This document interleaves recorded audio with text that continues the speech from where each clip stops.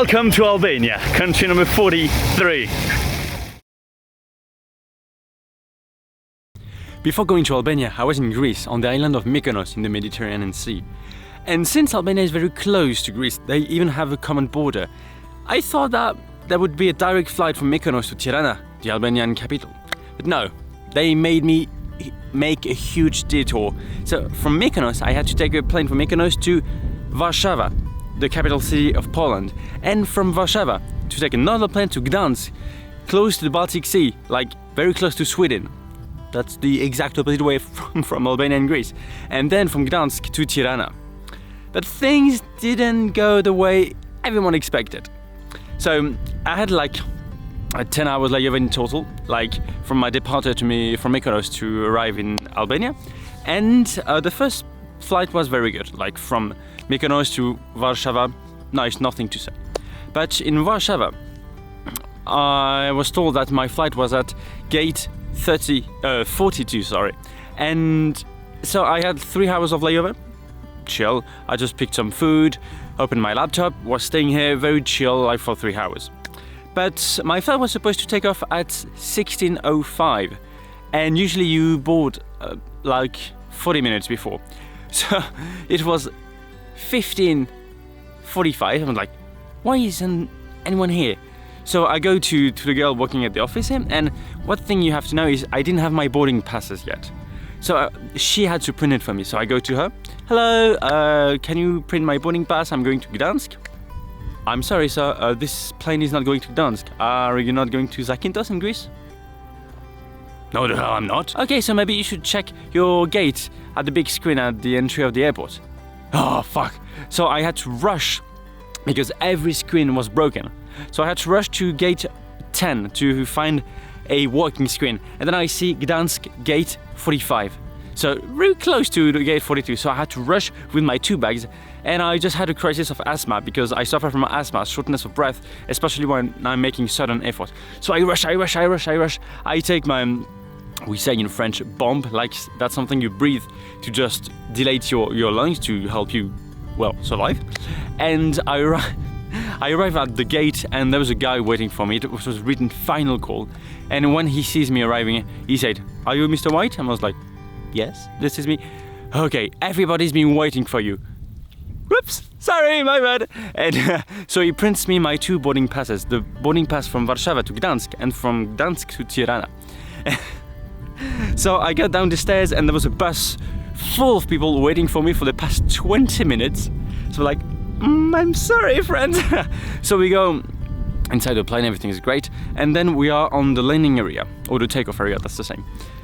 The pilot pushes the thrust at its max. The plane starts shaking, and then BAM!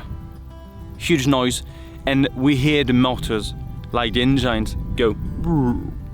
No more noise. And the plane just slows down and stops in the middle of the taking off area. So the pilot takes another road to leave the takeoff area, and he says, "Hello, well, I'm quite sorry, but the plane broke. We're gonna try to call someone to fix it.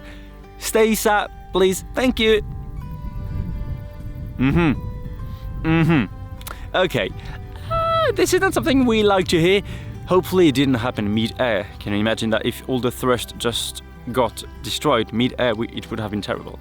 So 30 minutes passes and 2 fixer, as they call them, came to fix the airplane, the motors. And then we go back on the takeoff area. Full thrust, crashes another time. So everybody was like, "Ah!" Some people were panicking. Now that's quite normal, you know. So when your plane almost crashes twice in a row, and yeah, that's something you can be a bit scared of. So 30 minutes go. "Yes, sorry, we will take a bus, wait the bus, and we will put you inside and we will bring you to another plane. So sorry for the inconvenience." So at least we've been waiting that in total for like 2 hours, and we got scared because we thought we would miss the plane from Gdansk to Tirana. But hopefully the boarding and the plane crew was with us on the plane from Warsaw to Gdansk. So they put us on another plane, and finally we made it to Gdansk. So once we arrived here, everybody was rushing to take the plane, and the flight was very nice, like from Gdansk to Tirana, nothing extreme.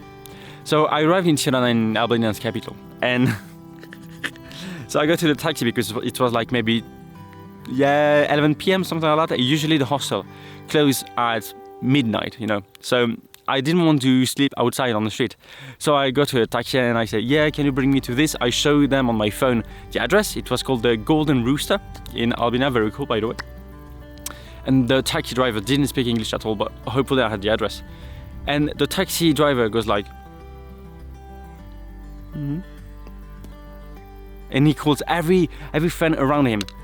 He speaks talking in Albanian like they didn't know where it was. In just 5 seconds, I was surrounded by 6 taxi drivers, and all of them like, where is this? So at some point, the taxi driver I was in said, okay, let's go. We're gonna find out on the road. It doesn't sound very, very, very confident from him, but anyway. And then he tells me, yeah, you have to go to the hub here. You have to pay, and then they will send the money you paid on my bank account, and then we can take the taxi together. So I was like, the fuck is going on? I cannot just pay you, and apparently it didn't work. So we take the car. Inside the car, he takes his phone. He starts calling a girl called Sabina. I don't know who it was. And then he starts asking her where was the Golden Rooster. But he used to say the Golden Resort, not Rooster. So every time he was saying the Golden Resort, I was like, Rooster. The Golden Resort. Rooster. The Golden Rooster. So hopefully you cannot find it if you say the wrong name. And he was shouting at this poor girl, and at some point the girl got hurt in her feelings and she was not answering anymore. And the guy got like, oh fuck. And he literally said in Italian, Sabina, mi amor, I'm sorry. A mix between English and Italian. And then the girl was like, Golden Resort, I cannot find anything. And bam, she hung up the phone. I'm like, where the fuck am I? I'm in Albania, nothing is going great this day, everything is wrong. So I didn't have a lot of data on my phone, so I just have to do the data, enough data to write Golden Rooster. And it was in like cul-de-sac street. So after like 35 minutes, when it was just like 6 miles away from the airport, I say to the taxi driver, okay, leave me here. This is gonna be fine. I'm gonna find my own way. And it was like really a cul-de-sac street. So I go here everywhere, like everything was seemed destroyed. And then in the very distance of the street, I see a rooster painted on the wall with golden wings. Is that the Golden Rooster? So I rush. It was like past 5 to midnight, so very close. So I ring the bell, and there was a girl, like she came, like in her pajamas. Yeah, who are you? Hello, I'm Mr. White. Okay, I was waiting for you. Come on in. She was really like sleeping, and then from the reception, I could hear someone snore so loud. Everybody could hear him. I was like, please don't put me in the same room as him because I have a very light sleep. So whenever there's a little noise, I'm destroyed. But hopefully I was not in the same room as him. So I go to the room, and there was no blanket at all on the bed. So no blankets, snoring people, and there was a fan. And every time it was turning, it made some weird metal noise, like. So the thing perfect to sleep when you have a light sleep, But eventually I managed to find my way to sleep, and I really enjoyed my time in Tirana. So that was it, yeah. What do I think of Tirana? Tirana is an amazing city. Back in the days in Sweden, my home country, people would hate people from Albania, the Balkans in general, because every 5 years, and for the next 5 years, we had immigrant waves, as we used to call them. So people from Italia were the first, then Albania, I don't remember the exact order, and I wasn't even born, so Albania, Serbia, Kosovo a lot. Now it's more like the past 5 years were like Syria, Afghanistan and so on. Yemen, some. And the far-right people and the very old people, the conservative people, used to hate them. And at school, I remember being told that shitholes country where they're coming from. So, yeah, I didn't have a good image in my mind. So I know that nothing that the people say is true. But going to Albania was something symbolic for me. And I'm here in Kosovo. Behind me you can see the town of Pristina, the capital city of Kosovo. So coming here was a nice experience for me because I knew that they were wrong. That it was probably an amazing country. Not maybe back in the days during the war, of course.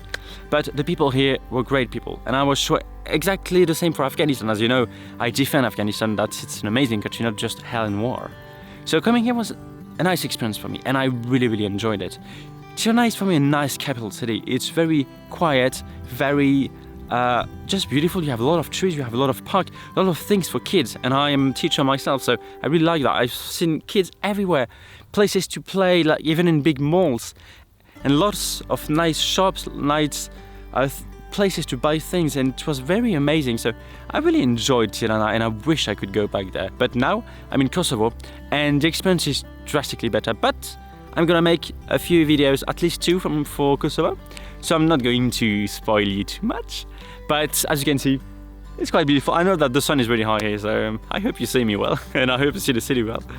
But yeah, this is everything I had to say for my experience in Albania. So thanks for watching this video, and see you soon. Thanks for watching this video. My name is Rafael White, and if you like my travel videos, you can follow me here as I'm traveling to every country in the world.